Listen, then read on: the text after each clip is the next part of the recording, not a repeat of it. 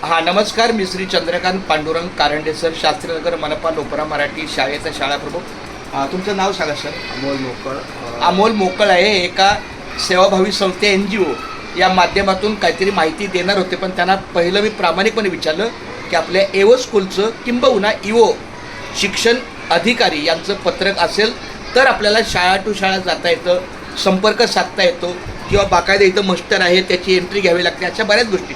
कारण झालं तर सगळं सोप्यात सोपं छान होतं, आणि जर काही तांत्रिक अडचण आली तर ते खूप अडचण होतं. तर मला असं वाटतं, तर सरांच्या मी कानावर घातलं की तुमचा जर हेतू चांगला आहे, मुलांच्या शैक्षणिक आणि आरोग्याच्या दृष्टीनं, गुणवत्तेच्या दृष्टीनं चांगला आहे, तर तुमच्या संस्थेचा NGO संस्थेचं नाव काय तुमच्या? संभव फाउंडेशन. संभव फाउंडेशन.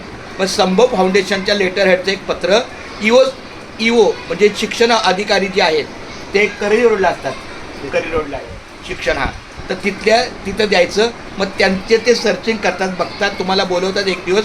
आणि बाकायदा जर तुमचं मुलांच्या दृष्टिकोनातून सगळं असेल तर ते फक्त याच शाळेत नाही, मुंबई महानगरपालिकेच्या सगळ्या शाळांमध्ये तुम्हाला बाकायदा त्यांचं एक सर्क्युलर सगळ्या म्हणजे A to Z जी आपले भैया आहे वॉर्ड 24 वॉर्ड, तर त्या 24 वॉर्डला सगळे हे पुरवतात. विभागानुसार आहे ना, आता वेस्टर्न नाही, आता हा G नॉर्थ आहे.